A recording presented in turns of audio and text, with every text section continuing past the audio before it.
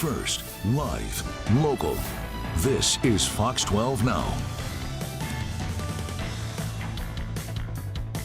Well, hello, everyone. This is Fox 12 Now. I'm Greg Nibbler. We have joining us right here with me, Mr. Andy Carson. There we go. See, I wanted to do the dramatic zoom out as we got you in here. Yeah, there we go. Right there it is. There it is. There it is. Yes, so thanks for tuning in. Of course, we are live here every weekday at 1 p.m. Pacific, and we cover all kinds of things on this show. And you've run out of ideas, haven't you? Run out of ideas. There's no more news going on. Nothing happening. Get the guy off of the new newscast. Here. Yeah. We snagged him as he was walking by, trying to get out to his car, and said, "Hey, Andy, come here and talk to us. Talk for a little while." But seriously, it's so good to have you on here. You know, it's nice to meet you. And this is such a cool thing. So you just go on and you just do this as long as you want to, huh? Kind of. Yeah. Are we going to break? A little bit of structure in there, but it doesn't look like. Are we going to break the internet today? There's going to be we are breaking the so internet. many people. Okay, so many people to do. I'm excited. Which actually, since we are live streaming, we're on all of our social media platforms, but Facebook in particular. I'm going to tell people, if you are watching on there, want to head over there to the Fox 12 Oregon Facebook page. We'll pull that up. If you have questions for Andy, nice questions. Nice questions. Yeah. Those are the only ones that'll get through. Yeah. We will maybe propose those to him. I'm not going to say he's going to answer them. That's up to Andy. But you can write them down, and I will read them to him. So feel free to do that if you do want to. But yeah, I mean, it's really nice to have you over here, on this set, on the show. Well, thanks. I've been working here for 27 years. I hit 27 years. I was wondering. In August. Wow. So yeah, I'm working on number 28. We'll see if that makes it after today. But I normally just do the TV stuff, and I know there's podcasts and things like that. And what made me think of this is I was actually on a podcast a while back from a guy that is a huge David Letterman fan. Yeah. And through a series of events, he finally he ran out of ideas and contacted me because I did my internship there, and so it was great fun to do that. And if you want to see like an hour and a half or whatever of us just geeking out about Letterman, it's on his podcast, which I think is called the Letterman Podcast. Yep. So it's right on there. YouTube. And you'll see a picture of me standing there in a cow outfit.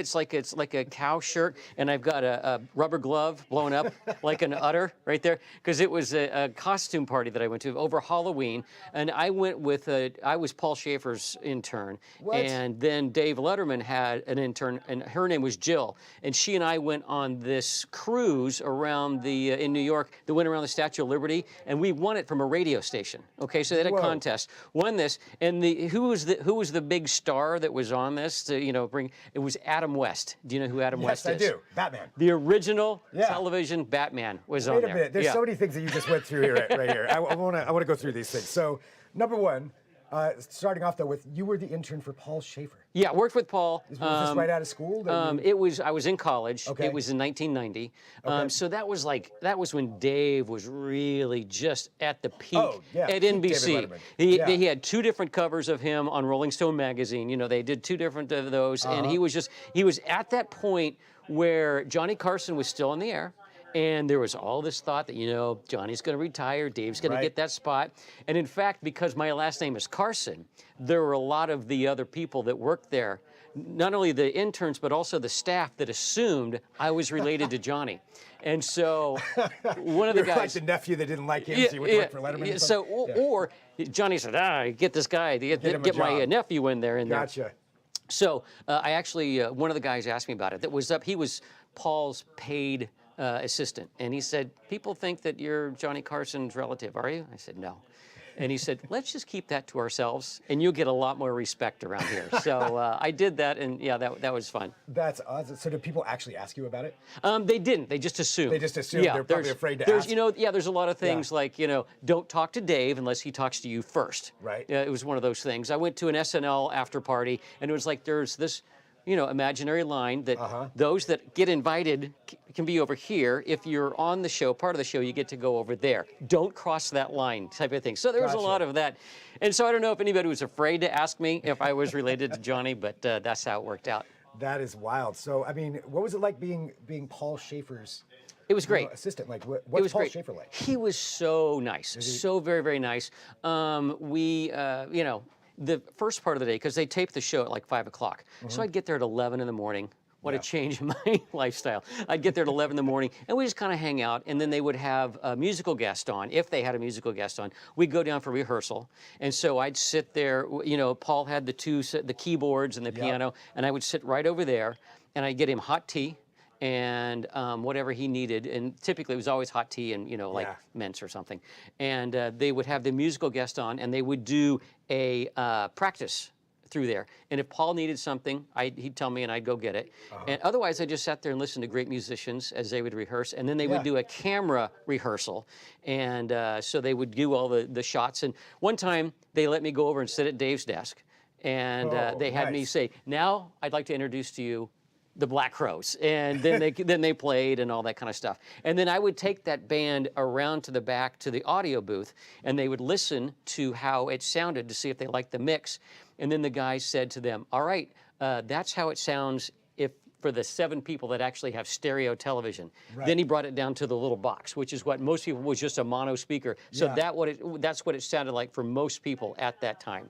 So that was part of that. And then at the show would start, and before it started, actually, Dave would come out and warm up the audience. So he would actually warm it up himself. himself. So they'd let all the audience members in, and the band would play. They'd play 3 or 4 songs, and then Wendell, who was the announcer, would say, "Now here's Dave," and Dave would come in, and he talked to the audience for like maybe 60 seconds, 90 seconds at the most, and then they'd start the open music. He'd walk around and then come back out, and the show began. And when he walked in to warm up the audience, that's when I walked out. And then I stood out in the hallway next to the pages and the guests and all that kind of stuff as they came in. So everybody waiting there to go on stage or whatever. And then after the show, sometimes they wouldn't find out who the musical guest was until the day before. Wow. And so, you know, the band members had gone home. So Chris Albers, who was Paul's paid assistant, would find out what song it was. And if we had it, then I would dub it off onto cassette tape. And then I would get a car. I would, you know, summon a car that was under the NBC stuff. And I'd go to all the band members' places and deliver that tape so they could listen to the song to get ready for the next day. Wow. Because there was no streaming, there was no, you know, they couldn't just look it up on whatever. It was an actual tape that I would and cassette you had to get in the car and bring it to each one of them. Yeah, and so probably cost NBC, I don't know, probably $80, $90 in just a car fare just going around for me to deliver those things. Right, just so they could listen to it so they would know what they're doing the next day. Yeah. Wild. I mean, and you mentioned, okay, I do want to talk about the cruise too. Okay. I think that's well, I mean, back in the day of an actual radio contest. Yeah. Not to say that there aren't actual radio contests. I'm not saying that, but radio's changed a little bit. But yeah, that's a huge deal. So yeah, 99th caller, I think it was, something like that, and 2 tickets. And so Jill, who worked right with Dave all the time, she's like, she needed a costume. And my costume was something the Dairy Association sent Paul. It's just promo stuff. You know, and there was a box, and he's like, yeah, have whatever you want. I don't care, have what you want. So it's like, oh, that's cool. So it was cow pants and the cow shirt. So I found the rubber glove and did that. And so Jill went and bought a $10 Batgirl costume. And so I go to Dave's office to get her, and he then acts like, well, you know, what do you two have planned tonight? Do you need to borrow the car? You know, he's making jokes like he's the dad and all that kind of stuff. And so then we just took a cab, went down there. We did the cruise, and then that was it. I mean, that was that was kind of underwhelming, but I mean, the party was fun, And Adam West was just hanging out. And Adam West, it's right there. What were, you know, when you were on there, what were some of the guests? Did you get to interact with them at all? Or? Some of the musical guests, a little bit. I did have like, you know, I got like this close to Robin Williams, which was cool. Very hairy arms. I was just going to say, he had very, was it actually hairy in person? Yeah, very hairy arms. Musical guests, we had like LL Cool J was on. Nice. Dolly Parton was on. Steve Vai, an incredible guitarist, was on. I think Randy Travis was on. It was just, there were a lot of really big, and then up and coming folks came on, which was Big Head Todd and the Monsters. Oh, yeah. Which, you know, I still hear of them today. Right. And then Richard Lewis, as a comedian, he was on, and he came up and said, I'm trying to record the show. Can you help me record the show? Is he like that? Oh, yeah. You see him on Curb Your Enthusiasm. Yeah. Like that, but... And so we had the ceiling similar to this, and there was a speaker in his dressing room, and he had a little cassette recorder with a little arm strap, and I literally took a hanger and put the strap over that and then put it in the ceiling next to the speaker and hit record, and that recorded his stuff when he was on Letterman. And that's what he wanted. He wanted his set recorder. He wanted his cassette recorder to record it, and so it was very low tech. Wow. Will Smith was on, and this was when he was just starting with the Fresh Prince of Bel-Air. Oh, so like brand new. Yeah. So he came in. There was another comedian, and I forget what his name is, but he came in, and it was his birthday, and his mom made cookies for the whole staff. So there was a lot of fun little things like that. What an awesome time to have been there, though, to actually experience that during that time frame.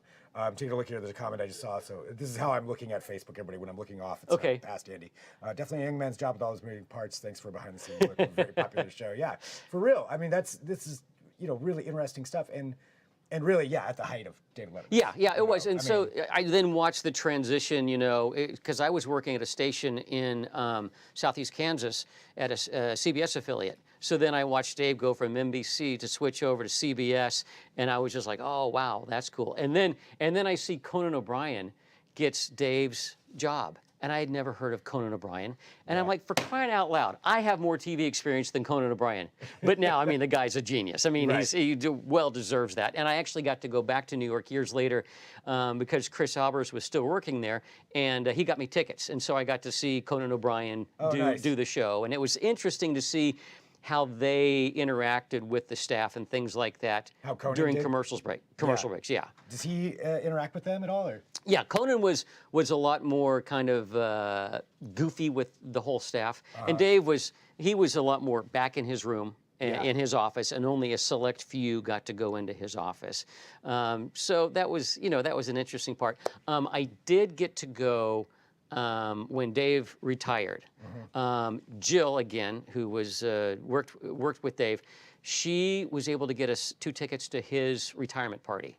Wow. So I went to New York, and I stayed in a little hotel room, and then got to go. It was at the Friars Club, and so they invited mainly just staff. We were the only interns that got in there from all the years of him doing this, from NBC and CBS. Incredible. Yeah, got in there, got to see a bunch of people that I worked with, including Chris Spike Ferrison, who was a writer for Letterman while I was there. He then went on to be a writer for Seinfeld, and he wrote the Soup Nazi episode, as well as many others. Yeah, okay. Yeah.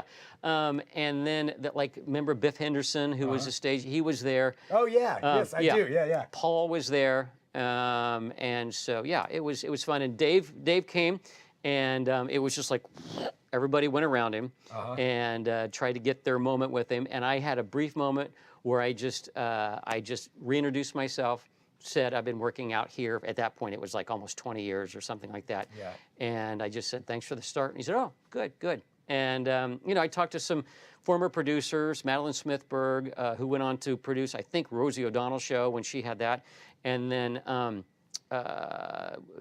of the other producers that was there, his name escapes me right now, but when they find out what I'm doing now, they all thought it was super cool. Yeah. They didn't think, oh, really? You're in local TV, you're not, doing a big national show, but they thought it was great. Really? So that was kind of a refreshing and nice thing to have, yeah. Well, it's kind of just amazing just how many people, just the names and things that they've accomplished, all based out of that show. Right, yeah. Who were interns or, played some role in the Letterman show, going to write the Soup Nazi. Yeah. And you're out here, and you just mentioned it's been 27 years you've been here. What brought you out here? It was the job, Good Day, Oregon. Yeah. So I was working in Lynchburg, Virginia for about a year and a half, and they started the show. They were getting ready to start the show, and I had an agent at the time, and he said, Andy, they're starting a show. John Sears is the news director. I know him. He's a great guy. He's going to hire you, is just what he said. And then I came out to interview, and he said there were a stack of tapes like that they went through, and they, fortunately, I don't know, it was just the stars were right, and they picked my tape, and I came out and interviewed, and then that was in probably April of 96, and then I was out here July of 96, and the show started in August. Wow. And you've been here ever since? Yeah. Yeah? Yeah. So clearly you're enjoying it. It's good, yeah. Or nobody else will hire me. That could be the deal, too. Yeah. Well, and you've got to do some really amazing things, too. And I don't want to take up all your time, but just some of the different segments that you've gotten to do, too. Oh, I know. In addition to being on Good Day Oregon with the amazing, cast that you have with that and all the people that are part of that. I feel so fortunate. Yeah, Yeah, I mean, very, very it's lucky. incredible. And it says something, I think, that how long we've all stayed here. Yeah. It's like, okay, Right. we know it's not better somewhere Yeah. else. You know, it's not like the grass is always greener. It's like, oh my gosh, this is really good. And yeah, like the adventures I get to do, that's some Yeah. of my favorite stuff. It's just really, really fun to do that. Yeah, we played a couple of clips of you one time just for I think it was for kite surfing. Or something that you were doing, out there in Hood River. Oh. One of the ones that you were doing, like just so many different things that you get to do. Yeah, you know, and I think that's pretty incredible. It is. It's been fun. I got to go to Jamaica. Wow. This was years ago, and did some stuff there, and then Hawaii several times, and and then like when the Ducks were in the Final Four, and also when the Ducks were in the national championship football, and so hopefully we can get some more of that, and I can go do some more of those things. Oh, that's so cool. Well, Andy, really appreciate you. Oh, coming thank over you. here and Thanks, talking. Greg. It's great to talk to you. Yeah, it's great to talk to you Yeah. too. And I don't know if there's anything else that you wanted to tell everybody or talk to everybody about, but you talk for a living, so I'm sure you're probably. I do have one more fun little story. Yeah, please. The We're SNL, not in a rush, so. the SNL party I got to go to. Yes. So I go in there, and so Chris Farley and David Spade were on at that point in time, and You were at a party with Chris Farley. and well, again, there's the imaginary line. But in the same room. But as Chris Farley lived in the same apartment building I lived in, which I was like sharing a small little studio with a buddy of mine, and on an air mattresses that we had and everything. And he had like a nice big condo, I'm sure. But he is sweating profusely. Keep in mind, this is probably 1:30 in the morning, and he's on the back of David Spade. And David's walking, and they pass through the line, and I look at Chris, and I say, "Hey, Chris, I hear we live in the same building." And he goes, "Dude, we should go hot tubbing together." And then he went on. So that was my interaction with Chris Farley. That is a fantastic interaction with Chris Farley. Wow. Dude, that's just amazing. Well, thanks. Yeah, Thanks. Yeah, I feel very fortunate. So, yeah. Well, Andy, we're fortunate to have you here on the show. And again, for everybody who's tuning in, if this is your first time, this is Fox 12 now. So we're on, we're live streaming. You should say it, Fox 12 now. Fox 12 now. There, that'll be our sounder for every time that we start the show. I'll drop that in. We're here in the newsroom too. I'm looking up because that's where my monitor is, but this is the Fox 12 Oregon newsroom. And did you see how all around everybody us. was just gathered around to hear my stories? Yes. Yeah, that's what they were just, oh, please. Just out of camera please, sight, Andy, there's tell like us 30 more. people Tell right us here. more stories. I'll gather for Andy's tales. But thank you, everybody, for joining in. So, we're here throughout the afternoon. Coming up at 2 p.m., we've got the Fox 12 Weather podcast video edition. So we're going to have that. You get to see good everybody stuff. in action. Yeah, I think it's Katie, Jeff, and Mark this week. So you get to see all of them.